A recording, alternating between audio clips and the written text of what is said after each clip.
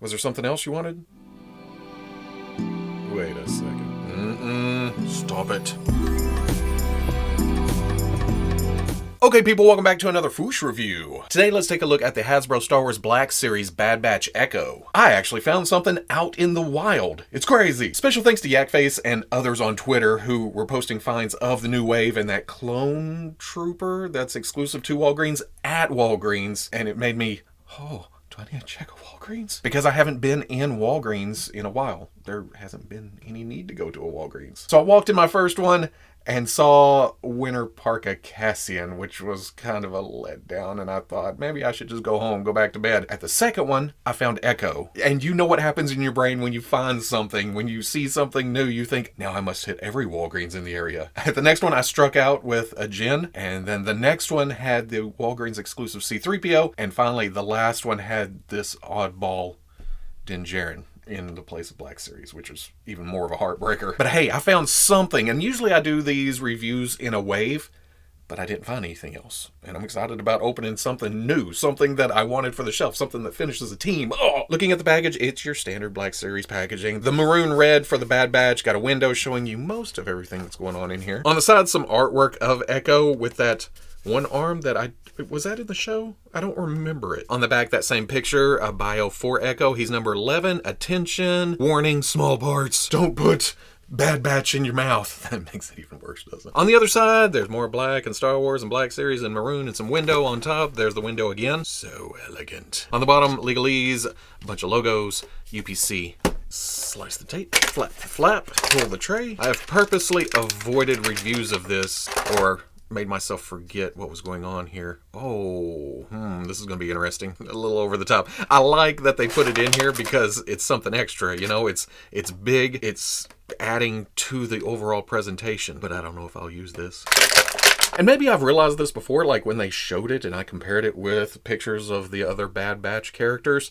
But now that I have it in hand, I had forgotten that this is an all-new sculpt, except for the feet. The feet seem to be reused from clones and the other Bad Batch members. And I was going to say the legs match up too, but this flat, well, I don't know, it's close. It's kind of the same shape. It looks the same otherwise. Oh no, this is hinge and swivel. This is double knee. And maybe it's slightly thicker. How about I just say they're similar? And we'll go with that. Same goes for the belt with these pouches to the side and then the middle right there. Thermal detonator on the back. Different pouches when it comes to the sides. But then of course there's the comma hanging down. It has a little flex to it, but not the softest we've seen. These pouches that are they embedded, glued on there? Well, I say pouches, some kind of equipment maybe? Oh well, that's a holster, obviously. It adds to the stiffness. Yeah, those are separate pieces glued on. You can see it right there. They're made to look like they're dangling from these straps hanging down, which are made to look like they are separate pieces from the comma, but it's not. It's all a single piece under the belt, not attached to the belt. There's some damage to the cod piece or some rust or something, blast mark. The knee covers are interesting with these big discs on the outside. That's all attached to the knee pad itself. The ab piece looks armored again with some wear, with some tear, dings and dents, and that works up onto the torso piece too. Some scratches.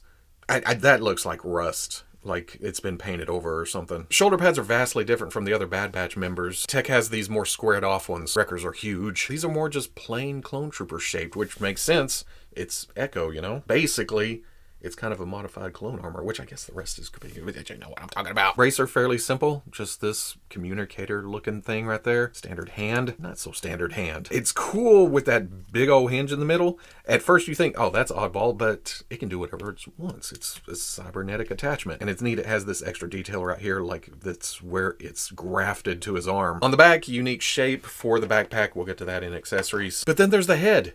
And look at this. I love the detail here. Very pale, very zombie-like, which again is fitting for Echo, but there's also a lifelike quality. The eyes, they came in with the photo real, the eyebrows, the lips. I think it's a slight paint hit to the cheeks just to make them look a little extra sunk in. But the sculpt in the shadows also do a fantastic job there. The silver dots on these, whatever they are, these attachments, they just pop against the skin tone. But then the headgear coming around, very low-bodish, which I never realized before, but I should have. This just makes me want low-bot even more. Then for paints, the tampo for the skull is nice.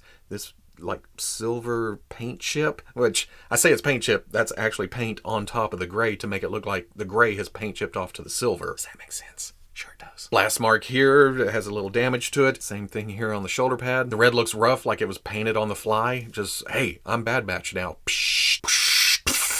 And the red on the comma too. It's a bit rough. You can see the red bleed right there and the black come down on top of it. Otherwise, everything is cast in the base colors. Well, I guess this would be black. Nope, that's black, red on top. Separate pieces for the gray, separate pieces for the black knee pads, undersuit, very standard clone trooper, then some wrinkles over here.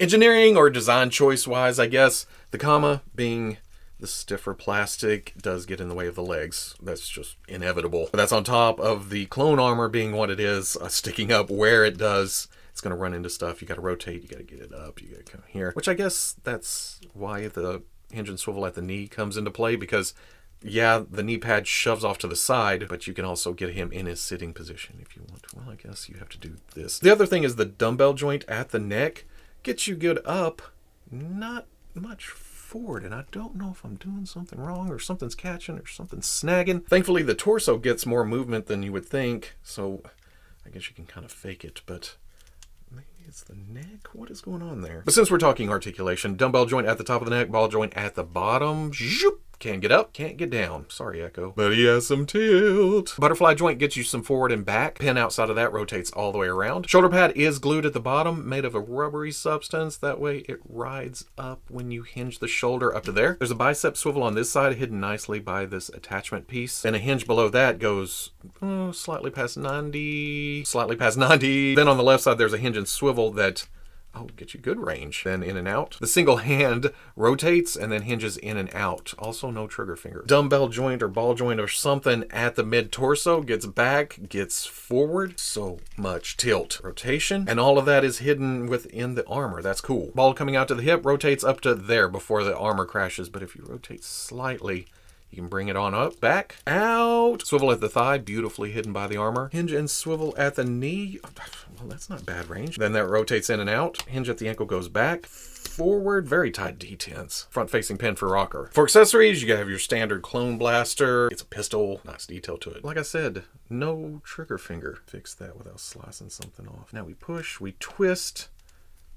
Much better. But if you don't want to do that, like I showed earlier, there is a holster right there. It's got a snap to it, not falling out. Nice backpack, brings another color in. There's this gold bronze color, then there's the red. Got a couple of tanks on the sides, antennas for communication, I'm guessing. But on the pin, it threw me off because the rest of the Bad Batch has shaped pins. That way when you plug the backpack in, it doesn't rotate. That's where this shape comes into play. It form fits, so it stays in position, just not the most secure. I mean, it's not just falling off.